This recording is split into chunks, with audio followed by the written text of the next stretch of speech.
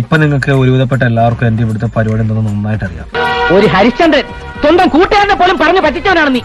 നാട്ടിലും വീട്ടിലൊക്കെ എന്തൊക്കെ പൊങ്ങച്ചങ്ങളാണ് എഴുന്നള്ളിച്ചത്. അല്ല, ഞാൻ ചോദ്യം ചോദിക്കാനുള്ള മെയിൻ കാരണം എന്ന് പറഞ്ഞാൽ അൻവിൻ ബ്രോ, ഞാൻ പറയല്ലേ, വളരെ റീസെന്റ് നമ്മളൊരു ഇന്റർവ്യൂല് ഈ പറയുന്ന പോലെ റിട്ടയർഡ് ലൈഫാണ്, ഇദ്ദേഹം വലിയൊരു കോടീശ്വരനാണ്. അതെ അതെ എന്ന് പറഞ്ഞ സാധനം കുറെ പേരെ ട്രിഗർ ആക്കിയിട്ടുണ്ട്, കുറെ പേരെ മോട്ടിവേറ്റ് ചെയ്തിട്ടുണ്ട്, കുറെ പേരെ അത് ഇൻസ്പയർ ചെയ്തിട്ടുണ്ട്. ദിവസം കോടിക്കണക്കിന് രൂപയാണ് അവൻ അമ്മാനെ മാറുന്നത് കയ്യിലിട്ട്.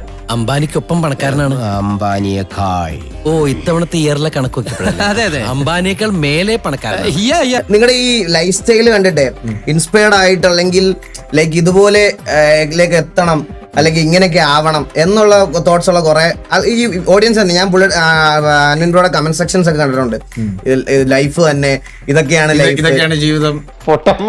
കുറെ നുണ പറയാനും നീയൊക്കെ ഇത് കേട്ട് വായും പൊളിച്ച് നിൽക്കാൻ. അപ്പൊ അൻവിൻ ബ്രോയ്ക്ക് അറിയാം അൻവിൻ ബ്രോയുടെ ജേണി എങ്ങനെയായിരുന്നു ഇവിടെ വരെ എത്താന്, അല്ലെങ്കിൽ എന്തോരം കഷ്ടപ്പെട്ടിട്ടുണ്ട്. ഇത് കുരുട്ടുബുദ്ധിയുടെയും പൊങ്ങച്ചത്തിന്റെ ലോകമാണ്. ഇവിടെ പിടിച്ചു നിൽക്കണമെങ്കിൽ നമ്മളും അങ്ങനെയൊക്കെ ഒന്ന് ആവണം. സോ ആ ഒരു ജേണി എങ്ങനെയായിരുന്നു അൻവിൻ ബ്രോയ്ക്ക് ഇപ്പൊ ഇവിടെ വരെ എത്താനും, അല്ലെങ്കിൽ ഇങ്ങനത്തെ ഇപ്പൊ എനിക്ക് ഒബ്വിയസ്ലി മനസ്സിലാവും അൻവിൻ ബ്രോയുടെ കോണ്ടന്റ് ഒരിക്കലും മണി മേക്കിങ്ങിന് വേണ്ടിയിട്ടാണെന്ന് എനിക്ക് തോന്നിയിട്ടില്ല. കാരണം എനിക്ക് നിങ്ങളുടെ മണി മേക്കിംഗ് പ്രോസസ്സും അല്ലെങ്കിൽ ലൈഫ് സ്റ്റൈലും എല്ലാം ആണ് കാണിക്കുന്നത്. അപ്പൊ അൻവിൻ ബ്രോയുടെ ആ ഒരു ജേണി അല്ലെങ്കിൽ എങ്ങനെയായിരുന്നു, അല്ലെങ്കിൽ ഈ സക്സസ്ഫുൾ ആയിട്ട് കാണുന്നതിലേക്ക്, അല്ലെങ്കിൽ ഈ ഒരു ലെവലിലേക്ക് വരെ എത്ര വർഷമൊക്കെ എടുത്തു? ഇതിൽ വലിയ കാര്യങ്ങളൊന്നുമില്ല, പെട്ടെന്ന് തട്ടിക്കൂട്ടിയതാ. ഇത് ഞാൻ ഒരു ആധികാരികമായി പറയട്ടെ, താത്വികമായ ഒരു അവലോകനമാണ് ഞാൻ ഉദ്ദേശിക്കുന്നത്. ഈ സക്സസ് ഒന്നും ശരിക്കും വാക്കില്ല. ഇല്ല, അതായത് നമ്മളൊരു പോയിന്റ് റീച്ച് ചെയ്ത് കഴിഞ്ഞാല് ആ പോയിന്റ് നിലനിർത്താൻ പറ്റണം. അതാണ് ശരിക്കും ഒരു സക്സസ്ഫുൾ റൂട്ട് എന്ന് പറയുന്നത്. ഇപ്പൊ നിനക്ക് കാര്യങ്ങൾ മനസ്സിലായില്ലേ? മനസ്സിലായി, ഉടായിപ്പല്ലേ? അല്ലാണ്ട് ഇപ്പൊ സക്സസ്ഫുൾ എന്താ ഉദ്ദേശിച്ചാൽ നമുക്കൊരു 300 മില്യൺ ലോട്ടറി അടിച്ചു കഴിഞ്ഞാൽ ഓക്കെ, പിന്നെ സെറ്റിൽ ആവാന്ന ഒരു ഉദ്ദേശം അതല്ല ശരിക്കും സക്സസ്ഫുൾ വരുന്നത്. നമുക്ക് എന്ത് നമ്മൾ ഉണ്ടാക്കിയോ അത് മെയിൻറ്റെയിൻ ചെയ്യാൻ പറ്റണം. ഇവനെ ഒന്നും നമ്പാൻ പറ്റൂല. കാശ് തട്ടാൻ വേണ്ടി തന്നെ നമ്മളെ തേടി വന്ന പോലുണ്ട്. അതും പിന്നെ നിലനിർത്തണമെങ്കിൽ നമ്മുടെ എഫേർട്ട് വേണം.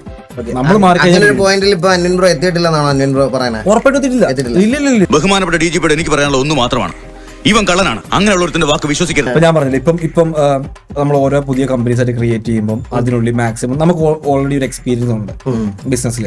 അപ്പൊ നമ്മുടെ എക്സ്പെർട്ടൈസ് അതിനുള്ളിൽ ഇട്ട് കൊടുക്കണം, എന്നാൽ മാത്രമേ ഇത് വളരുള്ളൂ. ഇതിൽ ബുദ്ധിമാനായിട്ടൊന്നും അഭിനയിക്കൊന്നും വേണ്ട, എനിക്ക് അത്രക്കൊന്നും ബുദ്ധിയില്ല. അപ്പൊ അവര് ഇപ്പോഴും വിചാരിക്കുന്ന പറഞ്ഞാൽ അൻവിൻ ബ്രോ ഭയങ്കര പീസ്ഫുള്ളി ജീവിക്കുന്ന ഒരാളാണ്. ഈവൻ ഞാൻ അടക്കം വിശ്വസിച്ചിരിക്കുന്നത് അങ്ങനെയാണ്, ഞാൻ ഉൾപ്പെടെ. ഉറ്റ ചങ്ങാതി രമണ്ണയും എന്നെയും ഒരുപോലെ വഞ്ചിക്കായിരുന്നു ഞാൻ പറഞ്ഞ. UK ഭയങ്കര ഒരു ലക്ഷൂറിയസ് ലൈഫ് പുട്ട് ഔട്ട് ചെയ്ത് അതിലൂടെ ഒരു ഓഡിയൻസിനെ വളർത്തിയെടുത്ത് കുട്ടികളുടെ ഇടയിൽ single sigma life put out ചെയ്തു.